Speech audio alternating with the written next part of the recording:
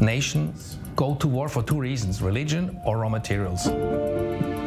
Everything you see around you, everything you eat, touch, own, it was all already here on this planet in some shape or form. Most of it comes from the ground. We harvest the soil for food, we use it to produce goods, and we mine it for commodities. It all starts and ends underground. From solar panels and windmills to electric cars and vegan products, these are the guiding stars, the beacons of light of the green sustainable movement. But have you ever thought about how a solar panel is produced, what windmills are made of, or what goes in the battery of your electric car? Well, those are raw materials that are mined from deep underground, most often from somewhere far away in incredibly unsustainable and heavily polluting ways. Since the beginning of civilization, people have used mining to access minerals in the ground. Today, coal, iron, and metals are the most mined materials, but raw materials are used in everything from fertilizers to weapons, massively contributing to global warming. The world today only functions the way it does because we mine. Extraction of raw materials is a necessary part of the reality humans have built, but it can also be part of a sustainable solution. There is no green transition without mining. There are two main solutions to the climate challenge. One is the techno-fix, and that requires a lot of new technology, and that new technology requires a lot of minerals. So then you need the mining, you can't get away from it.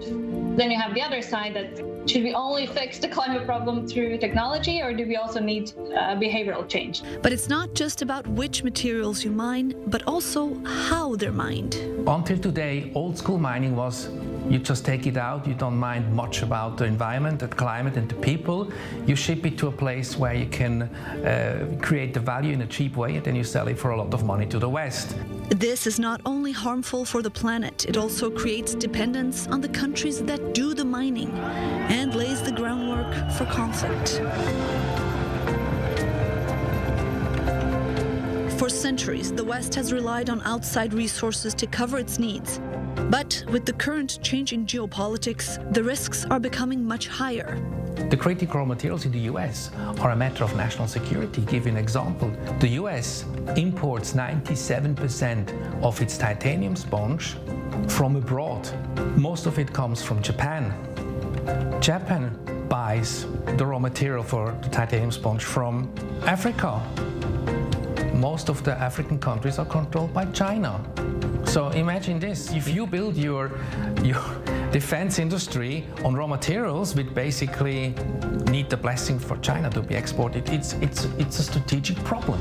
The COVID-19 pandemic, followed by Russia's invasion of Ukraine and the ensuing energy crisis, highlighted the West's exposure to geopolitical risks in key supply chains, in particular for the European Union. Today, we agreed that we will work on critical raw materials that have been sourced or processed in the European Union. In March of this year, the EU passed a Critical Raw Materials Act to secure the bloc's future supply of the resources needed for new technologies. It would mean increasing domestic production ASAP, not an easy task.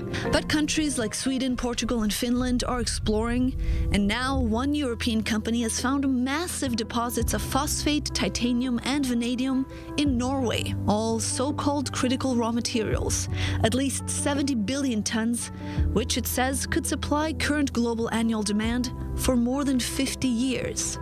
Phosphate is used, among other things, for fertilizers, and fertilizer equals food security. Vanadium is in steel and batteries for storage of renewable energy, such as wind or solar power. And titanium is used in the aerospace and defense industries. It's true what the companies are saying, that these minerals are needed. And it's also true that it's not fair that all of them should be mined in countries with weak regulations, harming communities that are already marginalized. Enter mindful mining, a movement trying to challenge the problems at the root by reducing the environmental and social costs of mining and finding ways to be sustainable at the very beginning of the production chain.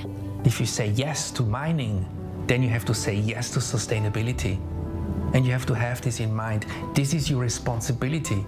By using sustainable energy sources for the mining process itself, and by avoiding chemicals or by selling the waste rock for other purposes, companies can dramatically reduce their carbon footprint. Producing inside Europe also means shorter transportation routes, and again, that means money back for CO2 certificates. You just have to be creative. Norway is a neutral country. It's a solid and stable political environment.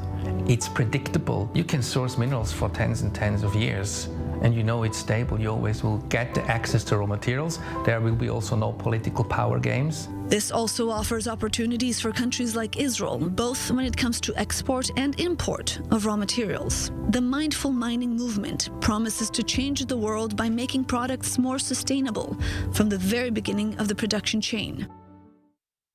But climate experts say countries need to do more. That techno solution to the climate problem is causing a huge environmental problem. It's not sustainable if you're thinking that our global ecosystem, natural ecosystem, is going to function and give us the services that it's currently giving in the longer run. The planet's resources are not unlimited, and science dictates humans need to consume less and better. But done right, mining can develop from being part of the problem to being part of the solution.